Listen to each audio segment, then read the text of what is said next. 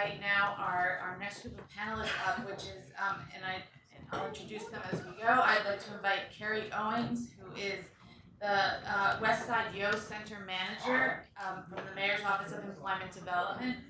Vera David Rivera, the Assistant Director of Adolescent and Reproductive Health, the Baltimore City Health Department. Jackie Hayden, Instructional Leadership Executive Director for the Baltimore City Public Schools. And just a reminder that these three individuals were those who traveled to Tijuana as part of our exchange program with Pro Salud, and they spent 3 or 4 days, I guess, in Tijuana, digging deep into the Pro Salud model and the initiatives they are doing, and have now in return hosted the Pro Salud folks back here in Baltimore this weekend.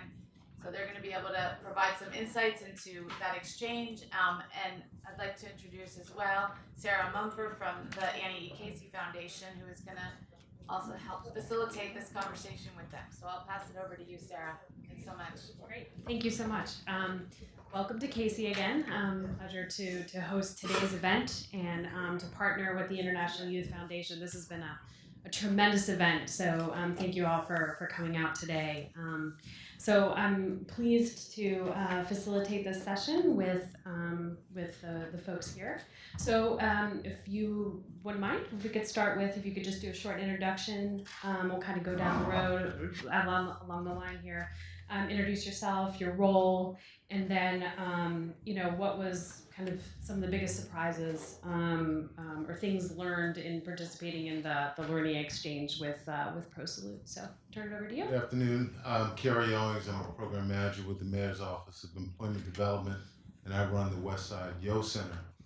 I think one of the biggest surprises for me was that there isn't much difference in the youth in Tijuana and the youth in Baltimore. Their barriers, their challenges, their strengths. I was really, really happy to see the kind of reinforce the caring adult model that we use here, because that's the same model they use for the Orale program, and you could just see the connection that the young people had with the facilitator. Hi, I'm Vera David Rivera. I'm with the Baltimore City Health Department, and I'm the Assistant Director of Adolescent and Reproductive Health. So I work with our Youth Advisory Council on the You Choose campaign with our citywide coalition on teen pregnancy prevention, as well as providing Title X family planning financial services. I think the greatest thing about this exchange and what we learned, what my team's very excited about, is actually a model that's intended for our Latinx population. Very often in teen pregnancy prevention, we are retrofitting programs that were built for other populations that don't really take into account a lot of the cultural considerations or things that are different that are going on with our Latinx youth. And I think we're really excited about being able to bring a model like that to young people, as well as a really concrete youth development model. So the training for their facilitators and their mentors really highlighted for us, what we could do with our young people to be stronger peer leaders. I am Jackie Hayden, Instructional Leadership Executive Director, which is a long name for Principal Supervisor. I supervise 11 principals and manage 11 high schools in Baltimore City Public Schools. And one of the most surprising things that for me was, again, the similarities between the youth in Tijuana and the youth in Baltimore. I was also intrigued by the level of partnership and coordination between services and partners that they use to do the best job for their youth. As I go into the schools in Baltimore City, I don't go into a school without speaking to youth. So the conversations that I had with the youth in Tijuana just reinforced the fact that they want the same things that the youth here in Baltimore want, and that we have to do a better job of being able to provide the supports for them to have. Great, thank you. So, kind of another general question, really playing off on the peer-to-peer model that ProSalute implements.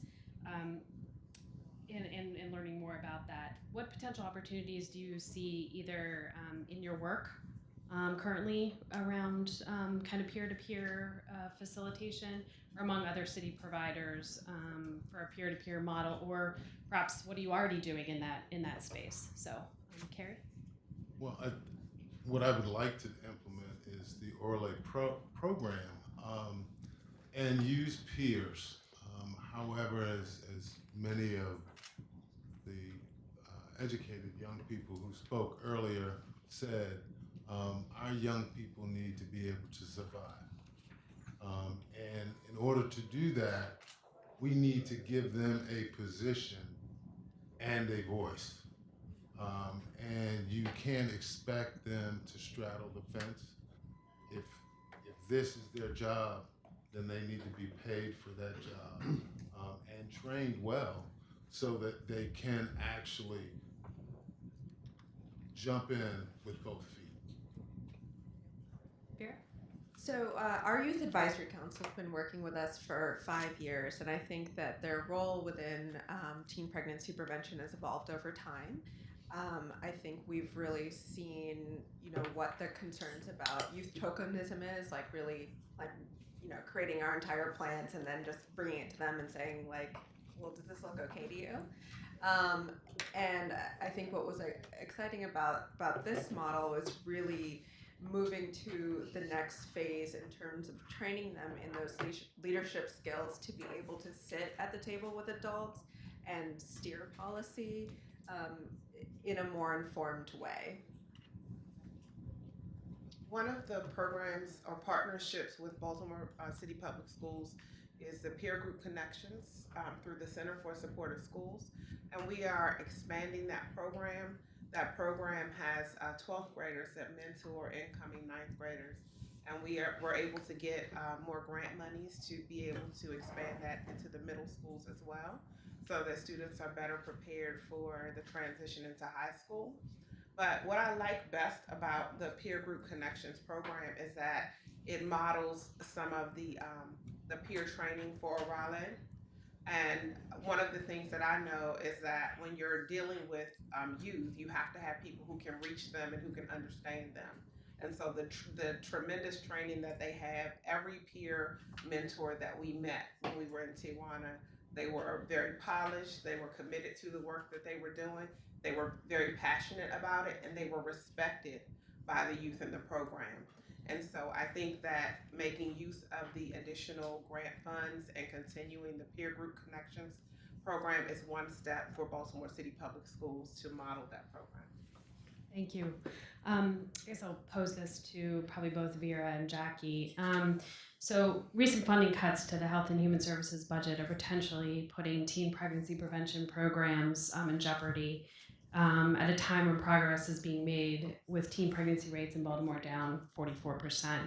Can you talk about how health and schools are currently working together around this issue? What's in place? How do you think this will really affect Baltimore young people? Sure. So the You Choose project was the culmination of multiple years of the citywide coalition working together to bring evidence-based teen pregnancy prevention curricula to schools and clinics. And it was a $8.5 million grant to help us really institutionalize this education, which is beyond your basic sex ed. It's really looking at future development, healthy relationships, puberty, some of these like really basic things that we've heard time and time again from parents and teachers are important topics to be breaching with our young people. So in a very unprecedented move, the Health and Human Services has shortened the project to 3 years out of the 5.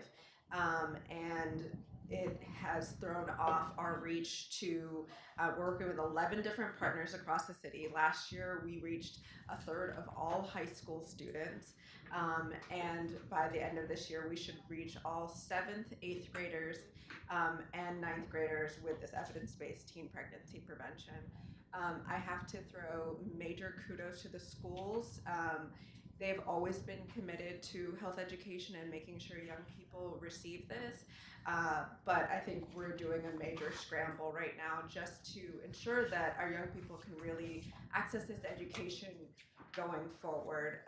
So I think it is really the wrong time to be politicizing an issue that it's clear for our young people and for our parents and our community leaders that we want this, that it's important. And I think we're doing our best to respond to this type of cut. Thank you. Anything there, Jackie? Baltimore City Public Schools remains committed to health education. However, budget cuts do really put a strain on partnerships because there's not funding available for partnerships to continue. But we, through our classes, it is part of our curriculum. Health education is part of the curriculum. But again, youth need to be able to have access to education and experiences that enable them to make wise choices. So that is where some of the cuts hurt us. Yeah, thanks. So I think one of the interesting components of the Pro-Salute model is the intersection between sexual and reproductive health and employability. So Carrie, just this question is for you, just from the Mayor's Office of Employment Development and the work that the O Center is doing. Can you talk a little bit about some more of the employment and training opportunities for young people, and kind of follow up that with any sort of touch points that you've thought about in learning about Pro-Salute's model regarding the integration of sexual and reproductive health curriculum?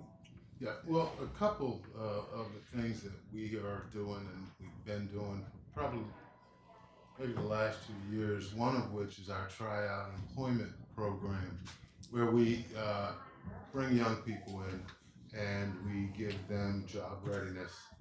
We give them certain assessments and we find out what they're interested in doing as a career. Our job developer will then go out into the employer community and have a conversation with employers and ascertain if they have any openings. And he has one thing in his toolbox, which is the tryout employment, which says that we will pay the young person's salary for up to 3 months if at the end they're successful and you agree to hire them. The last 2 years we've had grant money from ABC. We were able to place 50 young people, and out of the 50, 46 young people were hired. So that's 86% success rate, which is really a great strategy because, again, young people need to work and they need on-the-job training. It also gives them a mentor at that employment, at that employer, so that they're not just flying blind. Another strategy that we've used in the last 2 years is the Baltimore City Water Industry Youth Career Mentoring Program. And this is a partnership with the Mayor's Office of Employment Development, DPW, and the Chesapeake Water Environmental Association. We bring young people in. Again, it's all about assessments. It's about ensuring that a young person is ready or ripe for an opportunity. They're prepared. And it's a 3-phase type of situation where young people, the first part, of course, is the assessments. The second part would be job shadowing and mentoring in that industry. And then the final is the summer job with YouthWorks, and simultaneously interviewing with companies who are, could be DPW or some of the other companies within the association. This will be the 3rd year. but as of this year, 26 young people were brought into the program, and the majority, I think maybe 3 of them, have not been hired, or they've been hired somewhere else. But that's also a way to kind of work with other city agencies, and even in this year, Baltimore County has hired a number of our young people. To tie this into Orla, Yeah. it's all about job preparation. We do job readiness, but there are other things that pregnancy prevention, pregnancy, sexual education that we don't include, and they're vital things because you only have a finite amount of time to work with young people, so you need to be able to give them as much as they need so that they can go on and make good decisions. So, piggybacking off of that thought, and I'll pose this question to all of you as winding down the learning exchange. What are your thoughts around potential partnerships for that type of integration and crossover, and how can the public sector really partner more with perhaps community-based organizations that may be in the room or others? Even our panel before of young leaders and what they were saying about peer voice. If you wouldn't mind just sharing thoughts on kind of what's firing in your brains around potential collaborations. Sure. I think immediately my team is really excited about continuing this friendship with our colleagues in Tijuana and talking more directly about getting this training for our young people, seeing how we can adopt the model. In particular, we're facing an unprecedented climate with the current immigration debate. Our young people are feeling really, I think the word is just depressed after this point where the rug and safety net has been completely pulled out from under you, and there is no reason to engage in school at this point, and how am I going to be able to work? And so I think we want to get ahead of that as much as possible and reach out to those young people, particularly our undocumented young people. But I think there are many things that we can learn from this model, and continue to work as well in English and see how we can bring this towards partnering across Mayor's Office of Employment Development and schools. I think we have all partnered in a number of different ways. We used to have a clinic at Carrie's Yo Center. We've been working very closely with the school systems for some time. But I think that it's really coming together and coordinating all of our services together to make sure that we're reaching young people. And I think the other place that the previous panel has pushed me to think about, as well as the young people that we work with, disconnection isn't an accident. Disconnection is a series of events that have caused by a system that pushes young people out. And really the important reflection that we need to do about why that's happening and where are those places. Because they don't want to be in that situation, and we make it sound like a choice. And so there are a lot of things that we can be doing to improve schools, to make them trauma informed, to make sure that we had a visit to our clinic, and our young people tell me how drab it is all the time, make it much more welcoming. That disconnection is really born out of multiple system failures and what we can all be doing together. Vera and I were talking when we were sitting over there, and we've had this conversation before. But as we do the job readiness, our staff need to be trained in their expertise so that we add something to their toolbox. Our young people already trust their advocate. So arming the advocate with additional tools, for me, is something that works. So, as I thought about the Raleigh program, one of the most striking things that they did for me was that they go to the youth.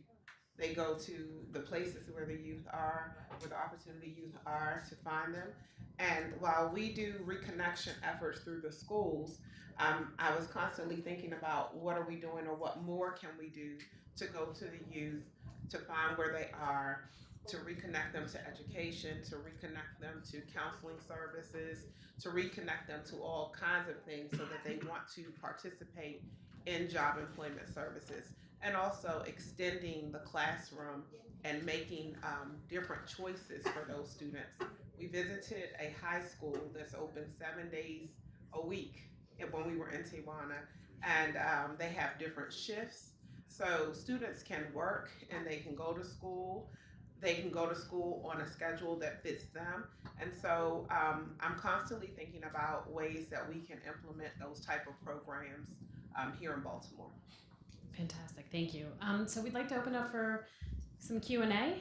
If folks have any questions for the panelists about anything regarding their experience when they went to Tijuana, or ideas for the future here in Baltimore, please ask away. I'd just like to add that during our visit, we did see the Orland program implemented in 3 different ways.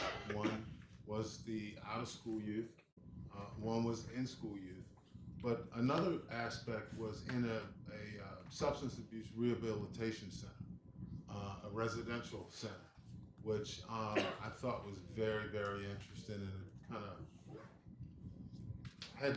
it was hard for me to wrap my mind around because, for instance, if this is my daughter and she has substance abuse issues, I can commit her and she will be in there until they say she can leave. And I just thought how important it was, given that climate, that those young people or young ladies in that case are getting real information from an outside source that actually knows what they're talking about versus just filler. It was really rich. You could see that the young ladies were interactive, and it seemed to be like a highlight. Any questions? Yeah, Patrice.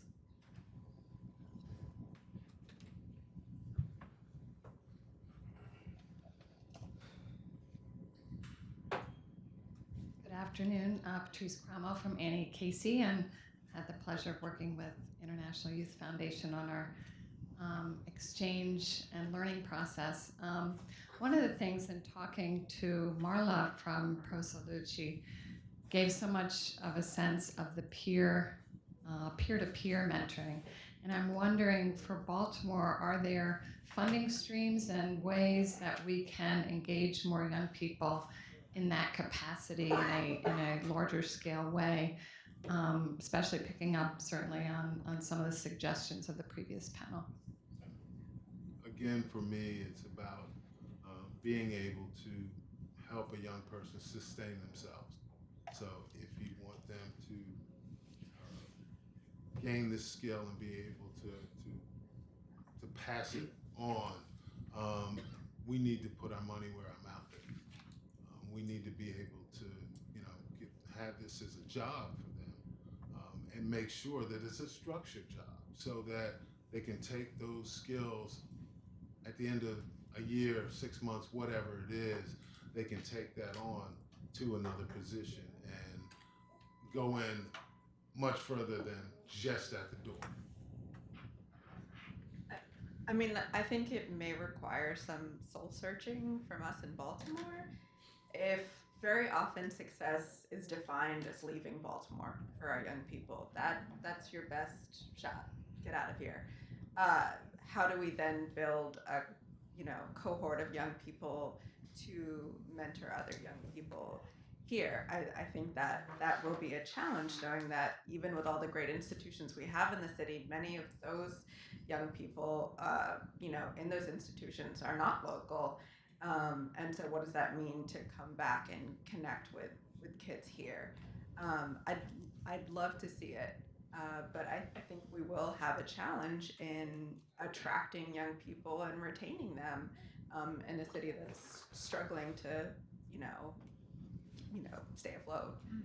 If I could add one thing, back when the Youth Opportunity first started, we had the Youth Opportunity Practitioners Institute.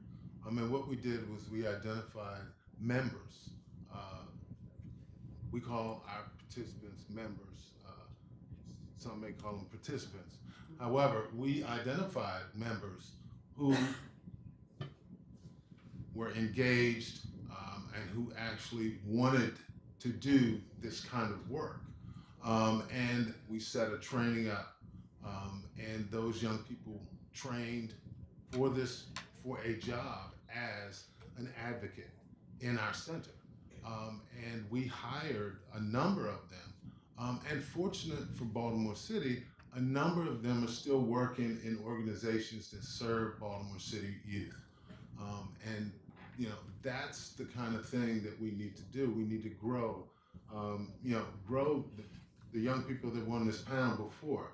We need to grow more young people like them and have trainings that build that. That's how you're going to get young people to stay in Baltimore City.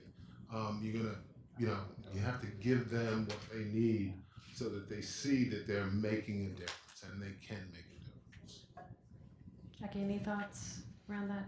I would echo what both Tracy and Vera said, but also go back to making sure that we are connecting some type of pay with the training and mentor opportunities, so that understanding that some students may want to work, some youth may want to work to become mentors, but they may not have the time. They have to support families, they have other responsibilities and needs that must be met. So keeping that in mind with whatever programs come forth.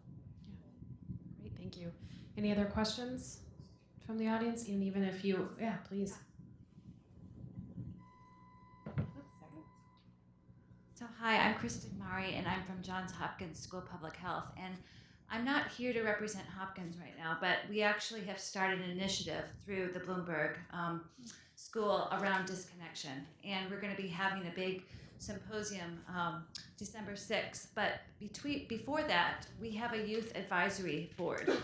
And they are a fabulous group of youth. And so I wanted to just represent them because they have a plug that they wanted me to share.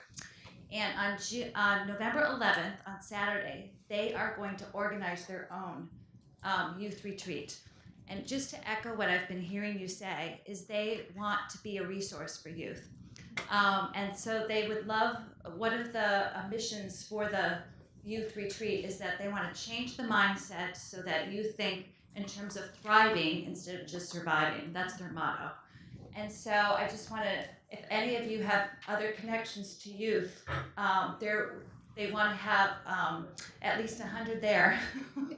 So, and there's going to be music and art, spoken word, but the most important thing is that they are ready to be resources, and they want to make sure that all of the youth organizations here in Baltimore City could be represented there. So just wanted to put that plug in. Thank you.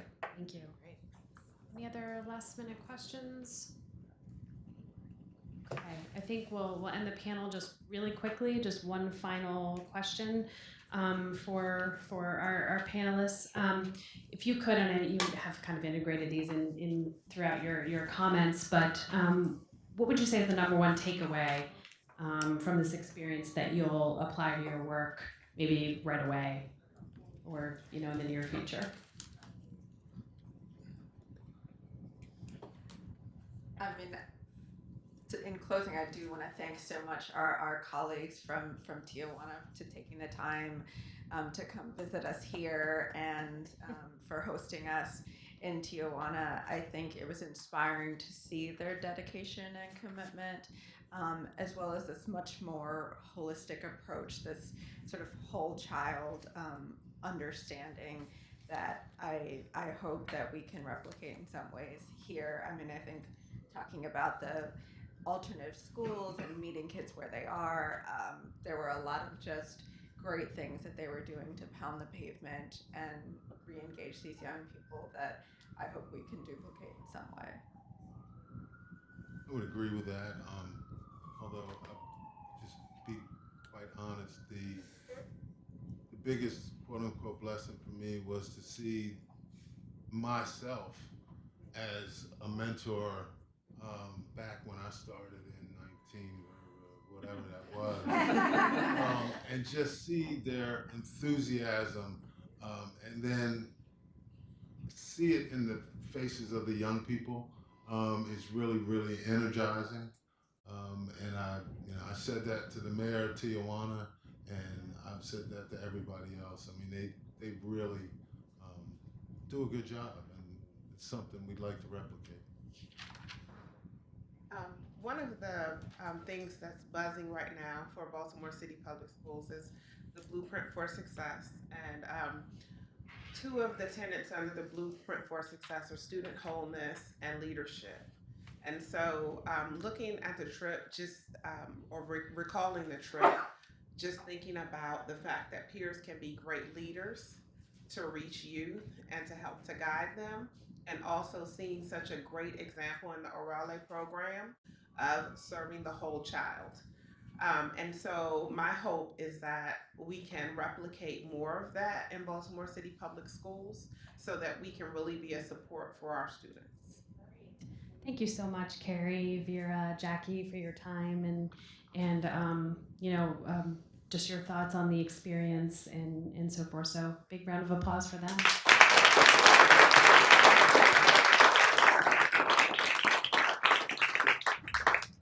Thank you so much to everyone on the panel. Thank you, Sarah, for your able facilitation and for everyone's participation. This has been a really exciting experience for all of us at IWF, at Pro Salud, and it sounds like as well from the Baltimore City participants, and we're really excited about hopefully what will come next. So to close us out, I'd like to introduce Susan Reichley, who is IWF's relatively new president and COO.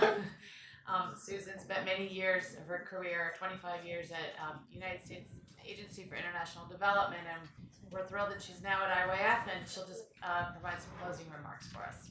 Thanks, Susan. Thank you, Angie. And it's really hard after this sort of 2 hours of incredibly energizing discussion and panels. I think we could have done this over an entire day, but to close this out. But I did just want to first offer some words of appreciation and then a couple of points. So first, Jennifer, we just want to thank the Robert Wood Johnson Foundation and all of your team, because none of this would be possible without you and your entire team supporting this. And you know, as you talked about youth being the protagonists, I had never thought of all of us as sort of the scaffolding, but I think as we walk out the door and we'll think about those times we see people falling and how we're there to help pick them up, and all these wonderful programs that are on display. And then as well to the Casey Foundation, thank you so much for hosting all of this today, hosting all of us and moderating the panel, and most importantly being great partners. I think we just appreciate that partnership from the very start. The Baltimore panel we just had here, thank you so much to Vera, Jackie, and Carrie, because I think there we saw the integrated approach, how it really takes everybody working on this. And to our visitors from Mexico, muchísimas gracias por su liderazgo, su tiempo, todo lo que ustedes han hecho y va a ser en el futuro. Really, thanks to them and the partnership. It was so very clear. And to the community voices, that was such an incredible session. I mean, again, we could have probably spent the whole morning just listening to them and their research. And you know, one of the things that Lamontre said about the importance of putting a spotlight on this. So as all of us walk out the door, this is live streamed. This is on Twitter. This is on Instagram. This is on the Facebook. Please get it out. As he said, we have to put a spotlight on what's working out there, and we have opportunities to do it. So just a couple of points before we close out. And moments of reflection. I mean, the first thing I clearly heard, which was not unexpected, is just how similar we are. I mean, Tijuana and Baltimore are very different cities, but confronting many of the same challenges, and then seeing opportunities in those challenges. I actually first came to know Pro Salud in my previous position with the United States Agency for International Development that worked very closely with Pro Salud, and it started as actually a violence prevention program because it was really trying to help tackle some of the issues of violence within that community. Obviously something that we've confronted here in Baltimore, and seeing the similarities and yet recognizing there's never one program. And that gets me to my second point of reflection. It's the integrated approach. Having the Department of Health here from Baltimore, having the Mayor's Office of Economic Opportunity, having the city schools, you need everyone at the table. There's not one solution moving forward. Third, we saw the importance of the peer-to-peer learning, and it was great to hear Jackie talk about that and others. How do you take that? How do you really take that youth peer-to-peer learning so that they see that they're finding the solutions? And then fourth, the cultural barriers. What we found in this Reconnecting Youth, which is really about how do you break down the cultural barriers, and what we saw is that not that strong. I've seen that many, many times in my work, but I really saw it up close and personal when I took my daughter, she was about 17 at the time, to South Africa. And I took her to a youth development program, and she was sort of wide-eyed, and because we're meeting with South African youth, and I said, one of the parts of the program was for us to help interview the youth, help prepare them for jobs and interview them. And I said, well, go ahead, here are the questions and she said, no, I'm, and then what she realized as she was sitting across the table, working with these youth over the course of the day, is they had more in common than I had in common, obviously, with the youth. And I think that's really important, that culturally we may come from very different places, but youth speak the same language. And that brings me to my last point, and all of you were saying it again and again and again, is that we must have youth at the table. And it can't just be sort of one token youth person. It really is about going to where youth are. I think that's what you were saying, Jackie. We getting outside of the schools, getting outside of our traditional locations. Where are youth today?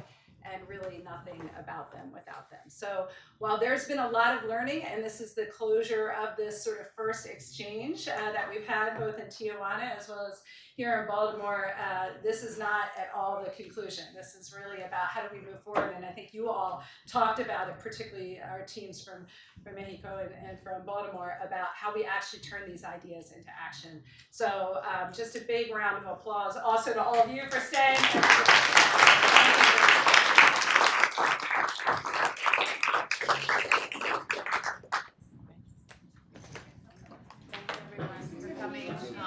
Just a quick shout out to the IYF team who has worked so hard to put together not only this event, but just building out these exchanges, working really closely with all the players to make sure that the learning was targeted and made the most sense. So a shout out to Shannon, who's clearly on maternity leave, but has started this process. Laura Henneman, who's so ably stepped into her shoes to keep everything moving. Gina Stith, who has just been incredible support throughout every aspect of the work. Andrea Padilla, who's from our office in Juarez, Ciudad Juarez, and who's been an incredible partner with Pro Salud throughout. And of course, Sheila Kincaid, who is helping us tell the story and document all these wonderful lessons and stories. So thanks to everyone for coming, and we look forward to staying in touch and keeping the conversation moving. Have a great day.